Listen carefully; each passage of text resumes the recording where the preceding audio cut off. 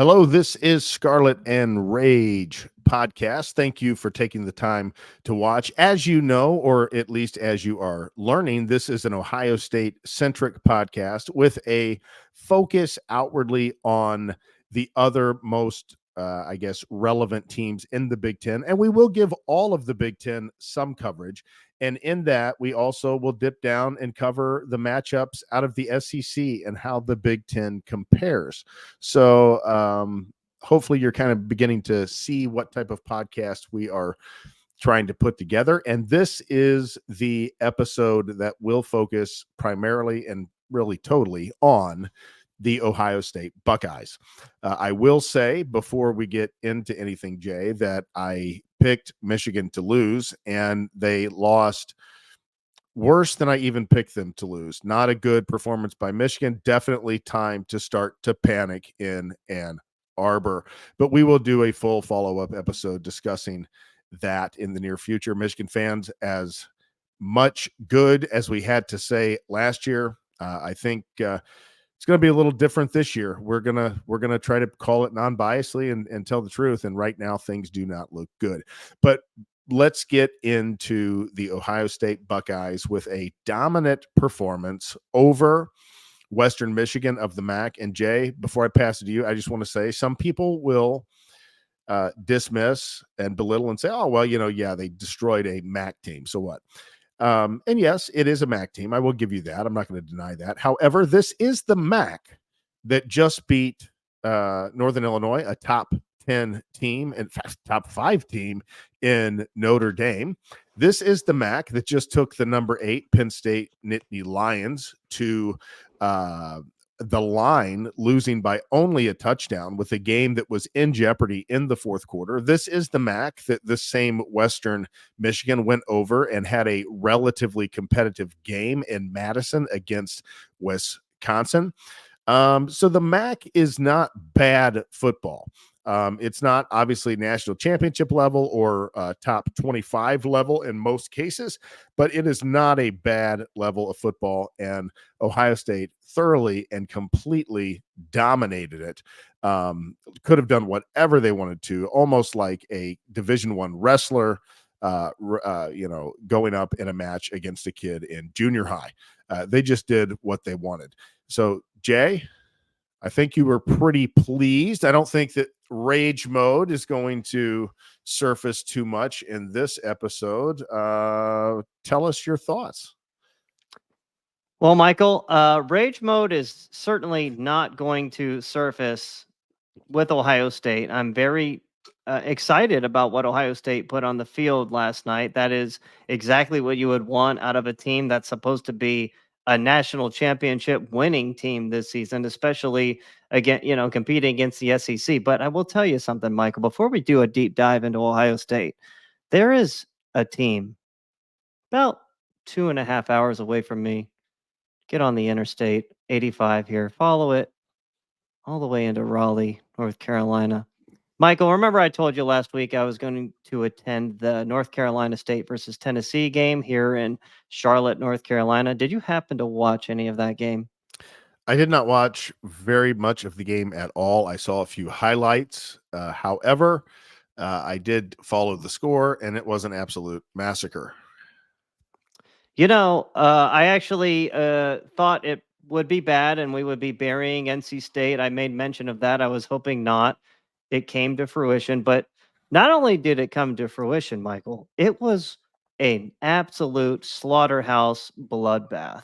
That was, again, I understand this goes against like what the podcast is normally all about, which is Ohio State and the Big Ten. But I feel like just one time I'm going to give NC State just a moment in time because I married into being an NC State fan, so I do follow them. And I just want to point out that is just, I don't really know where to start. 51-10 in Charlotte, North Carolina, neutral site game against the Tennessee Volunteers. Yes, Tennessee is very good. They're probably, if they're not a top 5 team, they're barely outside of it. But, I let other NC State fans know, like, hey, this is it. Like, your season depends on this game. There's really no other game of any real significance. I understand you technically could win the ACC, but the ACC sucks. What does that really do for you? And And it's just like, Michael, man, the culture between them and Ohio State is just night and day. Like, I mean, like, number one, their quarterback, Grayson McCall, they got him as a transfer from Coastal Carolina. Do you remember him from Coastal Carolina at all? No, I don't. Yeah, I don't really know much about him either, but I do know that at Coastal Carolina, their competition was weak. Apparently, they didn't play many BCS or Power Five teams, Mhm. if you want to call it that. But my biggest thing here is, yeah, McCall sucks, but my biggest thing here is that program, with their location being in Raleigh, North Carolina, in a state of North Carolina that is on par with Ohio now, and like Mhm. talent. Like, Mhm. I think for the 2025 class, I believe Mhm. they have like 8 composite top 100 players, which is more than Ohio's like 5. I Yeah. mean, like, they have a talent hotbed and an urban area. And we rip on the SEC all the time, but NC State is in a fairly big city, the capital of North Carolina, and this is the product they put on the field. Just Yeah. fucking garbage. Just fucking garbage. And I said a long time ago, their head coach Dave Doran is his name. He Yeah. he needed fired a while back. They don't win games against teams with a pulse, similar to Ryan Day, but even like on a much lower, like worse scale. I mean, worse, like teams they're losing to on a much lower scale type thing. You know, they don't, they don't win those games outside of the ACC. And the real sad thing is, I'm inside. It's kind of maybe their home game's a little different, but at that game last night, their fan base just they don't seem to care. They don't seem to care much outside of like beating a team like North Carolina, who also sucks. And Yeah. that isn't any kind of accomplishment. And they have it in like their fight song, like "Go to Hell, Carolina." Like North Carolina fucking sucks. Like, what have they Yeah. ever accomplished in football? Like, why are you keeping some kind of like standard of beating them? I at halftime of the game last night, they're down like 21-3 or something like that. And they're joking around, they're checking in on each other, and they're just having a jolly old time. And I'm standing there like, you guys are getting blown the fuck out. And this is just like happy hour. Like, what Yeah. the fuck are we doing here? I would be booing and calling for people's heads if this was Ohio State. Like, it's just a completely different culture, man. And it's just, that's the way, some of them complain, like, oh, why don't we have better results? That's why. Yeah, well, it's not Ohio State, and I mean the ACC and some of those Carolina schools just became very entrenched in basketball culture and football. It's very much they want to do well, but it's not that big of a deal. And yeah, they make a big deal out of beating each other. It's not so much about whether they're going to win a national championship. That's not an expectation, but can they beat North Carolina and Duke and kind of be the champ of the state? So yeah, it's just a very different mentality there in the Carolinas, or at least in North Carolina with football. Yeah, it really is. And I think like Tennessee, which is, borders, is crazy to think that Tennessee borders North Carolina, but it does. But Hmm. at the same time, like Tennessee doesn't really have that much football talent. Located in Knoxville. Knoxville is not a super urban area. No. Really, like NC State has like geographical advantages all night and day over Tennessee. But yet here's Tennessee on the field and they look this, while NC State looks like a fucking MAC team. Like, what are you doing here? Like, why are you? Sometimes it's like, why are you even fucking there? Like, like I think Dave Doran was masked by playing too many mid-level, mid-major teams and an ACC that sucks, and he gets off on beating North Carolina, who also sucks. It's like that again. That's not an accomplishment. So I don't know. I did notice, like, off topic to mix in Ohio State here. They had 3 players on the roster. I noticed out there Noah Rogers, the transfer. He's from Raleigh, so he kind of went Hmm. back home. Hmm. Jahad Carter, the safety who was from Syracuse, came to Ohio State, wasn't Yeah. good enough to play, Yeah. got beat bad a couple times yesterday, didn't have a very good game. And Noah Potter from Mentor, Ohio. Do you remember Mm. him? No, I don't. He was Rio a High. backup. He was a backup defensive lineman, number 97 for NC State, 97 at Ohio State as well. So it was kind of cool seeing those guys. But that's my rant on NC State, man. Just despicable, and You they had to get suck. you had to get the rage out on somebody. I told my And there wife were I really don't care to go to another game this year. And I would not if I were like a true like diehard fan of NC State, which I'm not. I like them and I do cheer for them, but if I really, really cared, I would Mm. resend my season tickets and get my money back. You do not deserve my money for that kind of product. Fuck that shit, man. Fuck that. I would never spend my money on that. But let's move on to happier things, shall we? The Happier things. beloved Ohio State Buckeyes and their dominant perform. Oh, camera dropped their rage, and their dominant performance of the Western Michigan Broncos. I mean, what can you say? I mean, this is just one of those games that you can go, hey, they looked like they could be the best team in the country. I mean, I know you cannot make that determination after 2 games and playing a MAC team. So I am not saying they are the best team in the country. I'm saying you can make the case after seeing a game like that. Oh yeah, they definitely could be the best team in the country. And so we got a little bit of a taste of what it can look like when the wheels get rolling, and hopefully we'll see the wheels beginning to roll uh, early and often this season and as the season goes. And they are definitely looking like the odds on favorite going into Eugene based on what we're seeing out of the Oregon Ducks. But we'll get into that later. But Jay, what are your initial thoughts on the game?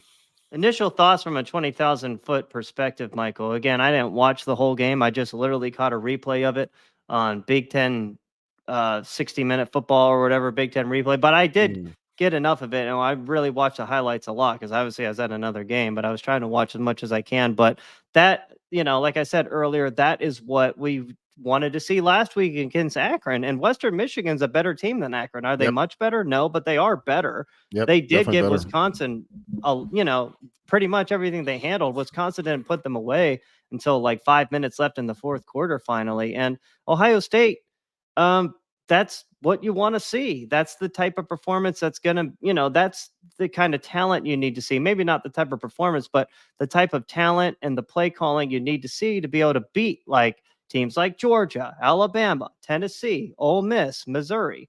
All of these teams are in like the top 5, man. If you haven't noticed, the SEC takes up 6 of the top 7 spots in the coaches poll, by the way. Yeah, I mean, definitely the SEC is looking like the stronger conference this year, at least at this point in time. We'll see how many of these teams sustain into having playoff type seasons. But it's, one thing that jumped out at me, Jay, was Arvell Reese. Arvell Reese jumped out at me like he is a linebacker that like should be on the field. I mean, he's a linebacker that does things that I haven't seen an Ohio State linebacker do in like quite a while. I mean, he stoned a guy in the hole on a third and short. Just haven't seen a lot of that in recent years. And as we said last week, it's just pretty clear that Hicks and Styles are just not real good linebackers. And you've got Cody Simon who played pretty well. He had a big stuff in the hole also. So much better out of the linebacker play and offensive line plays. The two things that I was like aggravated about last week, like this just did not look championship caliber. Both of those things looked much better this week. The offensive line looked good. Looks like they're maybe starting to come together a little bit, and hopefully more good things to come. I couldn't have said that better myself, man. Yeah, definitely more Arvell Reese, less CJ Hicks, probably less Alex Styles. But I'll start off. I guess we'll do a position by position breakdown. Let's start with the quarterback position, man. Will Howard, solid game. Solid game from Will Howard. I like the way Chip Kelly used him to roll out and use his strengths, like getting him out of the pocket a little bit more, giving him more of a pass run option type thing going on there. I will say, there were some weaknesses exposed again with Will Howard. When he's forced to throw deep and on plays that the defense know the pass is coming, the ball flutters too much and he appears to lack arm strength. I mean, they should have had a touchdown on the deep throw to Jeremiah Smith, I believe, in the second quarter, but he underthrew him by like 5 yards, allowed the DB to catch up to him. And I don't think that's correctable. You either have that or you don't. And I like Howard's mobility. He's not a great athlete, but he's solid. He's not a stiff. He doesn't throw as well as McCord. We said that all year long, or actually for the past year, I guess we've said that. But I like what I saw out of him. Keep him playing to his strengths. but I do worry that if he plays a legit SEC defense that's going to play man coverage, zero coverage, bring a lot of pressure, take away our running lanes, force him to throw deep, can he do it? That's where that's where I have some hesitation, Michael. Yeah, I mean, we haven't totally seen whether he can or not in an Ohio State uniform. Um, I don't know the exact throw that you're referring to, but I do think that I think he's got the arm strength. Maybe he needs to get the confidence. I mean, he may not have the arm strength for every throw, but I think he's got the arm strength enough to move the ball downfield. I mean, I think he's got a significantly better arm than JT Barrett. Uh, not a Cardell Jones or a Justin Fields arm, or certainly not a CJ Stroud accuracy. But I think he's got the arm to get the ball downfield. But yeah, we got to see it. And we got plenty of time to see it even before Eugene with another tune-up game against Marshall. And then what is essentially a tune-up conference game going into Michigan State. Yes, no, I agree. So, maybe, I mean, I like your optimistic perspective there, but I'm not sure. I mean, again, Will Howard's in his 5th year of playing football. If he's not hitting those throws now, I don't know that he's going to hit them in a couple weeks. While we're on quarterback,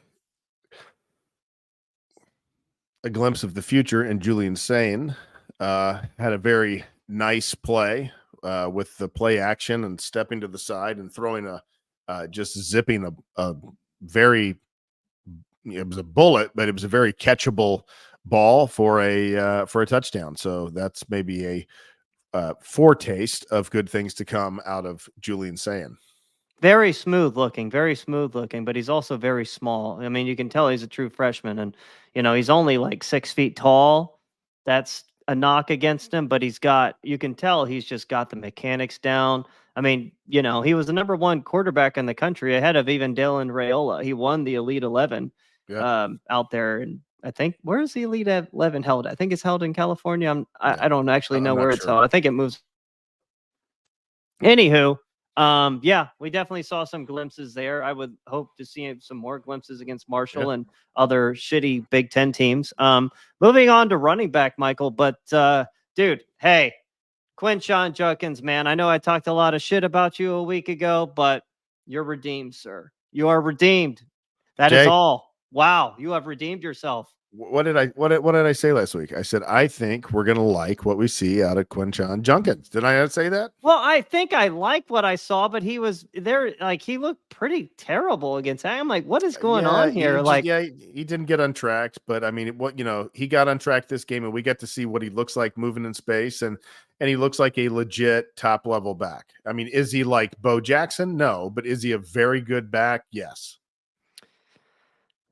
Man, oh man, I can tell you that stretch play that they use him on is deadly. And the way he reads the running lanes, great. He really gave me some hesitation last week, I said, but yesterday looked great. His burst is almost as good as Travion. It's like he's patient enough, then he explodes. Yep. He explodes on the hole, hits it. I mean, it's unfortunate that 75, whatever it was, yard touchdown got called back, because I didn't see holding on that play on the replay. Now, I don't know where, again, I didn't have a sky view of it, but I'm like, number 13, they called it on number 13, but number 13 was like running with him, like Bryson Rogers was running with him, literally after that was called. So I'm like, well, where was the holding at? Was they on another receiver?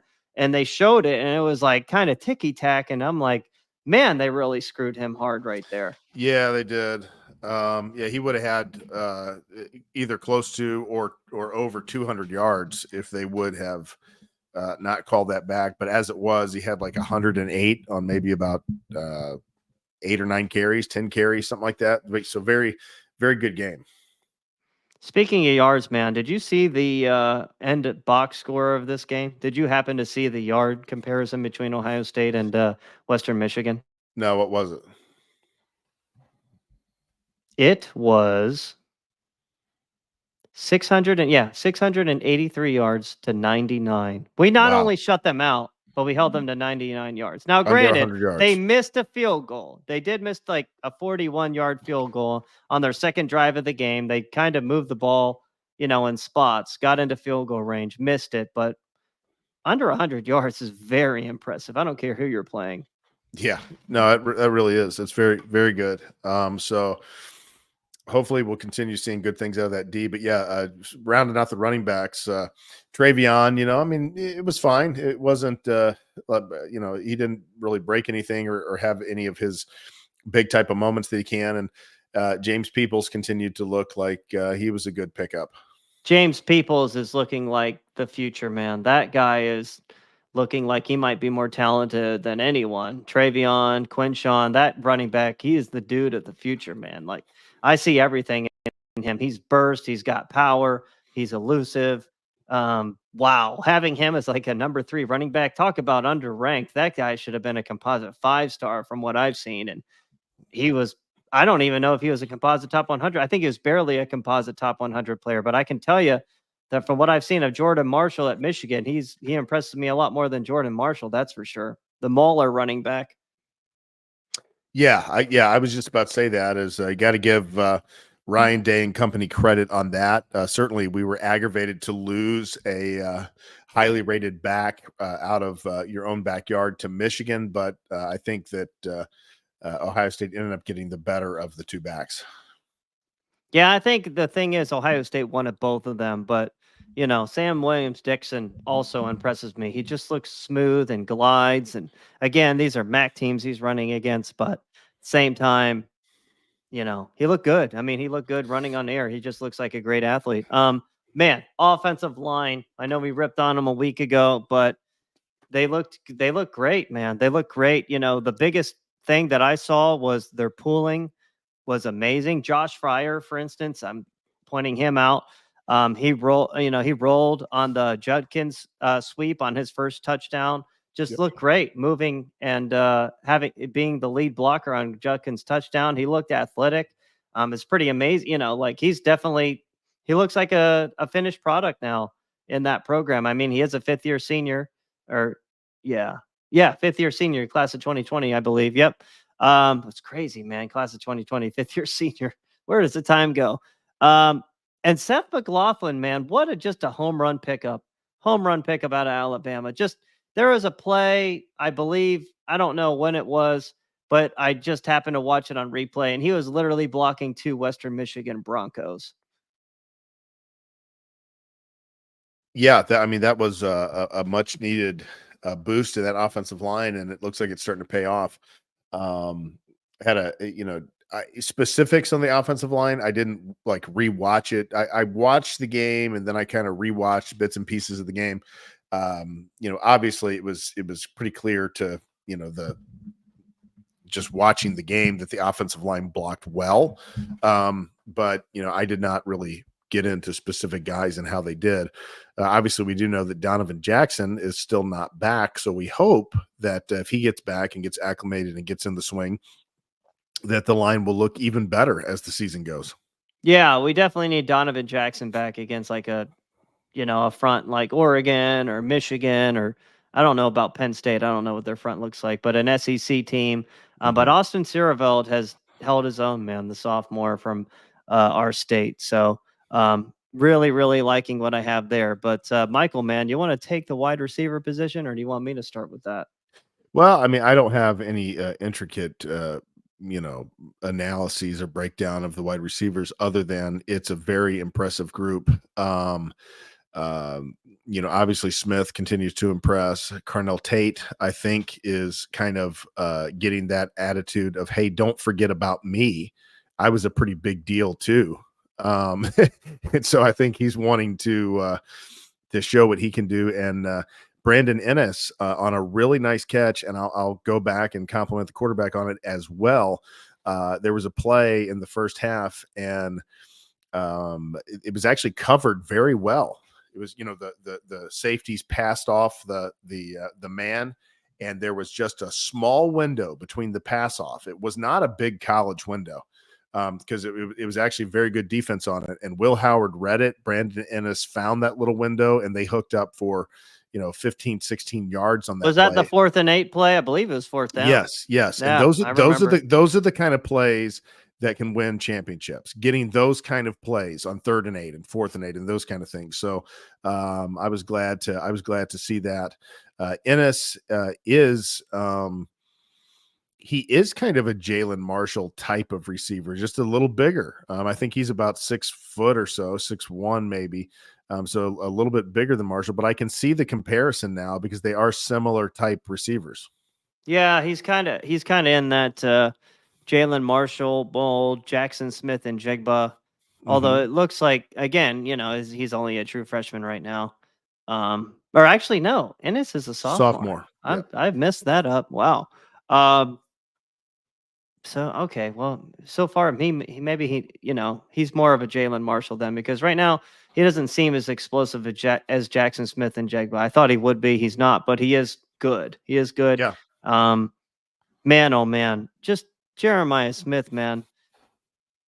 When is the last time we had a receiver who could catch like a 7-yard hitch route, turn around, and outrun an entire defense, and he just outran all of the angles? I'm trying to remember. Maybe Paris Campbell, but Paris Campbell wasn't like smooth like that. You need to get him on like jet sweeps. Yeah. I mean, Paris Campbell and who was another one of those guys? Dixon, maybe. I mean, that were burners, that they could take it and they could take it fast, but they were not good. They were not great receivers. They were very mediocre receivers. You had to kind of try to creatively get the ball in their hand. And if they got a crease, they could go. But it's been a while since we've even had that. And now this kid is like the full package. He's a great receiver, and he has that ability to go. So, and he's physical too. He's physical and he can go. I mean, the way he outran, I watched it in live time. I was inside Bank of America Stadium and had my phone up and watched it live. And I was like, holy shit,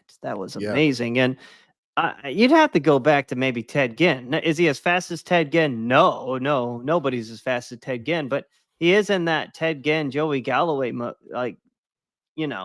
and he's stratosphere. So big. He's so big compared to both of those guys too. Yeah. Oh yeah. Like Devin Smith had the speed, but not like he wasn't utilized like that catching underneath routes. He was more of a deep threat. He basically just ran go routes all day and got behind defenses. But what Jeremiah Smith did there was hyper impressive. And then the catch he had, like, towards the end of the first half, where he just leapt like 5 yards in the air, it seemed like, for that catch, that was pretty amazing on its own. Yeah, I mean, very impressive, and very excited to see what we continue to see out of him as the season goes and as he continues to develop. I believe it was Jake Butt, the former Michigan commentator, who said that when you look around practice and you watch the practice and you're looking for guys who are true freshmen, he said this kid is absolutely like, I don't know if he's being over dramatic. He said, but this is actually the last kid that you go, oh, that's a true freshman.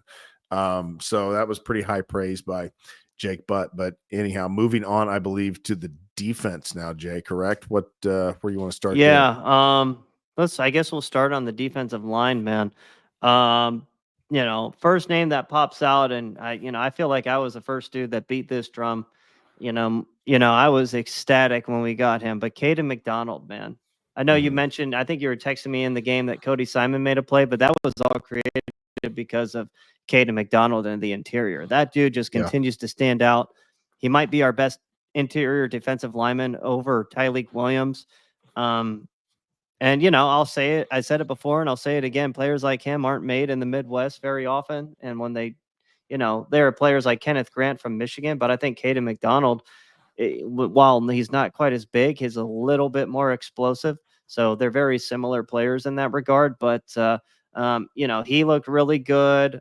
Jack Sawyer looked really good. It's just Tui Malau didn't do anything. I didn't see. He continues his bull rush technique, didn't really get much pressure or anything. But, there were others like Caden Curry, Kenyatta Jackson, Mitchell Melton.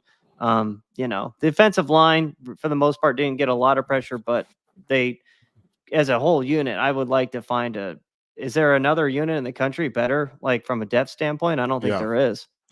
Yeah. And I mean, Western Michigan was not trying to hold the ball.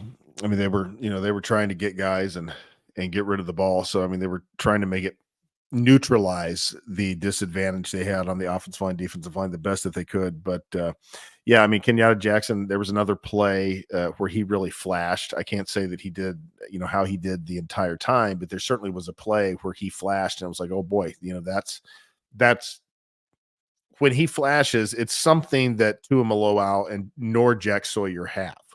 The question is, can it come together consistently? And be able to be a real contributor with, maybe multiple sacks on this defense, 6 sacks, maybe. But yeah, very, very, I thought the defensive line looked good. And I guess just moving back a level to linebackers, I've pretty much already said how I felt about the linebackers. Yeah, I you thought it did. You was, kind of, yeah. yeah, man. More, you're right. Everything you said about Arvell Reese, man. CJ Hicks kind of got trucked by that quarterback from Canfield, Ohio, by the way. I was there like, oh, from Canfield, Ohio. I looked it up. Yeah, he was their quarterback on their state championship team like 2 years ago when they won the title. I remember watching it on TV. That was cool to see. Yeah. Props to that kid. Man, but yeah, he got trucked by that kid. CJ Hicks just, and then there was another play that like Western Michigan ran some kind of like stretch and Hicks tried to hit the hole and just, he looked like his feet were in quicksand, man. The guy just like went right around him and Hicks just had no football acumen to have any kind of leverage or, he didn't get in a low stance. I don't know what it was, but then like there was a similar play with Arvell Reese and Arvell Reese blew it up. Not just that play, but there was a 3rd and 8 play where they swung like Ohio State did blitz. They threw like a screen route or something to the outside and Arvell Reese had the speed to get out there and hit the guy out of bounds. That is just, that's not something you can coach, man. Like that guy just has number one, he has natural instincts. Number 2, he has the size at 6'3", 230 pounds, but he runs like a legit 4.5. Like he is every bit of a Georgia star linebacker or an Alabama star linebacker. You put him as a starter on one of those teams and they're like, oh yeah, this is our guy. And no one would blink an eye at that statement. Yeah. I mean, linebacker is one of those positions. If you have the speed, but don't have the instincts, it doesn't work. If you have the instincts but just don't have enough speed, it doesn't work. I mean, there are those guys that don't have top level speed, but they can be really, really good linebackers because they have a good feel for the game and good instincts. But you do have to have some combination of speed and instincts. And when you've got, top level speed and instincts, I mean, that's when you get a really special type linebacker. And it seems that he has that. And I just hope that if he continues to show that he actually gets a real chance, because that's the kind of guy you need playing against Michigan in the Big Ten championship and in the playoffs. Thank you, Ted Ginn Sr. for, Glenville's not as good as they used to be, but they're good again, and he's developing talent there. Does Arvell Reese coming into existence if Ted Ginn Sr. is not the head coach at Glenville? I don't know. Yeah, maybe he's not. He's one of those coaches that gets a lot of those black kids in the poor communities to go out and play football. So props to him for doing that, giving them a better life. So Ted Ginn Sr. is one of the heroes in the state of Ohio, if you ask me. Well, yeah, absolutely. I mean, and it's a numbers game. I mean, if you're getting 50 new kids to play football that wouldn't have played football in each couple of age groups, then out of that 50, there may be 1, 2, 3 players that just emerge from that never would have if they hadn't have kind of had that opportunity to be pushed out there. So yeah, that's always been a really good thing what Ted Ginn Jr. does, or what Ted Ginn Sr. Ted Ginn Sr. Yeah, Glenville has had, they had, the last couple of years they've had Ohio State players. They've had players in 2023, 2024, and they're going to have a guy in 2026 now, not 2025, but 2026. So yeah, 3 out of 4 years are Ohio State level players on Glenville. So thank you, Ted Ginn Sr. Gabe Powers needs to play more. I will say that Cody Simon is a good linebacker and he's much, much, much better than Tommy Eichenberg, but he's still a little stiff out there in space because on Western Michigan's first drive, he had a chance at open field tackle and he missed it. And again, he is not a slow linebacker by any means, but he's not Arvell. He's not CJ Hicks. He's not Alex Stiles when it comes to running and quickness. Now he's got instincts and stuff, but Arvell Reese has all of that. But I will say, when Cody Simon is like the least athletic linebacker in your core, Mhm. you have some freaks there, Yeah. because he was the most athletic of the guys who played last year, if you ask me. Yeah, no, absolutely. So that, yeah, I mean, that's a good sign, and I agree with your analysis on Cody Simon. He is a good linebacker, solid guy. I've never thought he had that top end athleticism, and I still don't. But I do think he's an improvement, certainly from Eichenberg. So Oh God, yeah, man. yeah, Most people are. I mean, Eichenberg at the end there was like, you don't really like to love him in there with Tough Borland, but he was in there. He was absolutely in there, and that's not a personal insult in him. It's just the truth. now moving on to the final group, the secondary. Obviously, they were not giving up too many passing lanes because the ball was not getting stretched downfield whatsoever. Yeah, I like what I saw from the secondary. It looks like Denzel Burke got screwed a little bit on that targeting call.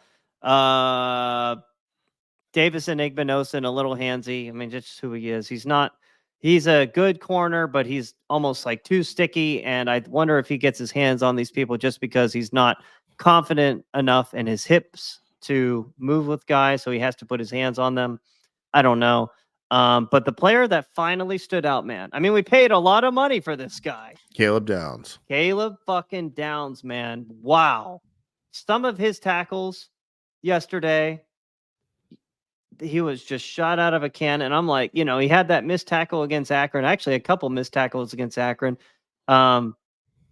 Not yesterday, man. Yesterday, he looked like an All-American. And you know who he reminds me of? And I think he's literally like size, speed, everything outside of like their numbers being like different. You know who he reminds me of? Who? Dante Whitner. Hmm. Dante Whitner 2.0. Remember Dante Whitner from like the mid 2000s Trestle teams, number 9? He was like one of my favorite players of all time, I do personally. not. I do not. Glenville player, Yeah, Cleveland Brown, San Francisco 49er. I don't remember him. Yeah, he was kind of one of those unknown guys, but not to me. I love Dante Whitner, man. I remember back in the day when I used to get autographs from the players when they came out of the stadium. It was like his freshman or sophomore year. I got his autograph. And I just remember his dad, and he was like upset that he didn't play enough or anything, something like that. But um, yeah, I got his autograph right there. I think that might have been 2004. It was like the later part of 2004. He started playing a lot more. And then 2005, he was, had that great season and ended up a first round pick. But again, Caleb Downs, you look at Dante Whitner's highlights and then go look at Caleb Downs' highlights, and everyone will know what I'm talking about. Make sure everyone in the audience, you do that, and you'll see it. Yeah, he looks great. And Hancock is coming on and looking pretty strong. He had a couple of nice hits that I saw. At least in the run game, I saw him come up and Oh, he got the worst of it though on that one yeah, hit. He got the worst of he it did on there. I that saw one, that. but at least he was coming up there and trying to lay the hammer on somebody. Oh yeah, he'll stick you. I mean, absolutely. He will stick you. And again, he's got corner ability. And sometimes I do wonder if for coverage purposes, do we want to put him in Lathan Ransom's spot? Because we know Lathan Ransom really can't play man coverage, and he's a little undersized to be playing zone, but he is a good run defender. He's a good blitzer. He's a smart player, but he's just a little limited in what he can provide athletically. And I wonder if maybe it's time to put Jermaine Matthews at the slot and then move Jordan Hancock over to Lathan's spot. And now you really have a bunch of dudes who can all cover. Denzel Burke, Jermaine Matthews, Caleb Downs, I think that's Jordan Hancock. I think that's a better lineup, but obviously at this point, Jim Knowles doesn't for whatever reason.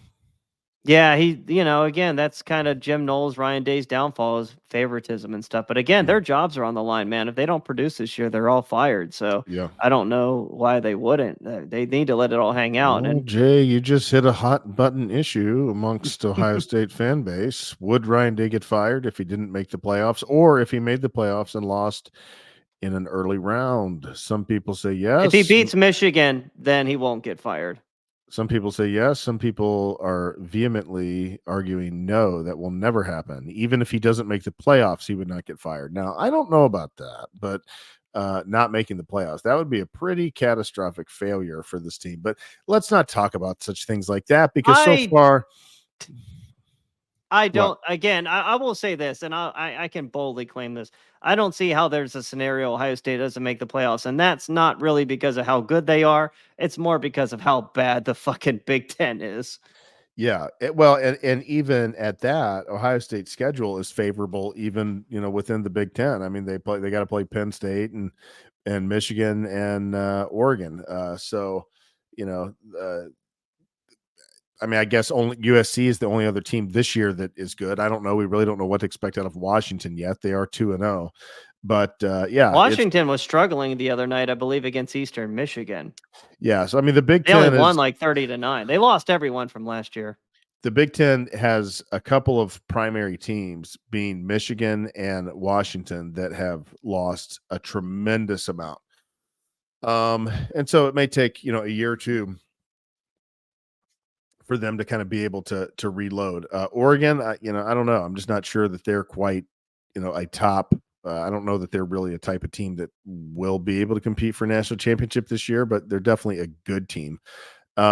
But yeah, I mean, that's really kind of all I got, Jay, as far as the rundown. I mean, it was a well played game. Exciting to see how they're going to continue to move forward. Now, hey, the juice is there. Like, they've got the juice to turn it on and just steamroll opponents. And when you've got a team that can play with that kind of aggressiveness, you've got a chance to come out against a Georgia or against a whoever you might see in the playoffs, an Ole Miss or whatever, and put the pedal to the metal and take the fight to them and drive the offense forward and put the pressure on the other team. When you also have a good defense, you get to put even more pressure on the other team if you're scoring and if you're moving the ball on teams. And so it certainly looks like they've got the ability to do that, and just got to keep showing up and doing it week in and week out, and see if they can accomplish their final goal of being the first national champion of the 12-team playoff division. That would be very cool, considering they were the first of the playoff division. Yeah, couldn't agree more, Michael. And I will just add on. I always know talent-wise, Ohio State can do it. This isn't NC State versus Tennessee, where the talent level is absolutely noticeable when you look at the field. Ohio State is, I can't remember the last time they've really been out talented by somebody. They've always been either out schemed or out prepared, or Ryan Day pisses down his leg in big games, or same can be said for Urban not having a game plan. But I can't remember the last time where I'm like, okay, physically we can't match up. Ohio State always matches up, always. And I can remember one, Jay. which one? Clemson 2016, talent wise, we were just not of a national championship talent that year for that team. The offense was just not a national championship level offense, and Clemson was just better than us in every way. But that's been a long time. They were a better team, but they didn't out talent us. You don't think so? I know. Go look at like how many NFL guys we have from that team that are on NFL rosters, and look how many NFL guys they have on that team compared to them. It's very similar. Well, yeah, I mean, I know that like that would probably be similar, but offensively, we just didn't have anything that year. I mean, it was just yeah, JT Barrett again. They definitely had us beat at quarterback, no doubt about that. JT Barrett sucked, yeah. but when it came to like We didn't have else, we didn't have receivers either. I mean, Jalen Marshall was the number one returning receiver, and he decided to go out early. It surprised yeah, everybody. no, the receiving game was weaker that year. That is for sure. I agree, but we you had had Curtis Samuel, yeah, he was Mike like the Weber, offense. who are Curtis Samuel's still in the NFL. I believe they have a couple of offensive linemen still in the NFL from that team as well. And then the defense. Again, the defense on that team. The defense was very good. The defense was the best defense that I would put that defense about on par with 2002. That defense was just sick. And you Just see what disgustingly you see sick what happens. talent-wise. You see what happens to even a great talented defense when the offense cannot do anything, and that's what Michigan found out this past weekend. Is the defense being? We don't know how good the defense is yet, because you can't make a judgment based on that when your offense cannot move the ball. Any defense is not going to look good against another top level team. The game that I can remember the last time where Ohio State, it's like, okay, this team has more talent than us, is when we went out to Los Angeles and played USC in 2008. Oh, no doubt. That was the last one. that was a very painful. I don't even put Florida on that one. I think Florida in 2007 was just, the team was just not prepared. They didn't care. Ted Ginn got hurt, everything that could go wrong did go wrong type thing. But USC in 2008 was really the last time I can say as an Ohio State fan that they were just not at the talent level they needed to be to win that game. Now, granted, Chris Beanie Wells didn't play. If he plays in that game, do they get blown out as bad? I don't think so. I think they're able to put like a couple touchdowns on the board, not 3 points. I think they probably score 17 and USC scores like 30, probably 35 still. That USC team was the best team in the nation that year. They would have beat Urban Meyer's Florida team. And the SEC was a lot of years lucky that they avoided Pete Carroll's USC teams, because if there was a 14 playoff or a 12-team playoff, USC wins the title a lot of those years that the SEC won the BCS. That's for real. Oh yeah, absolutely. There's no doubt about that. I think that pretty much is a wrap. That's a wrap. We have Marshall in 2 weeks. Be on the lookout here. We're gonna post our reactions to the Michigan loss and let's be real, people. It was a bad week for the Big Ten, a bad weekend for the Big Ten. We're going to go over all of it. We'll have an episode out on the Big Ten recap and reactions as well. And other than that, Marshall in 2 weeks. That should, they played Virginia Tech and we're competitive with them into the fourth quarter. So they're a lot better than what we played in the first 2 weeks. I can tell you that. Keep getting better. Competition keeps getting better. Team's going to keep getting better. Look forward to what we got in store. All right. Appreciate you guys watching, and we will be back soon.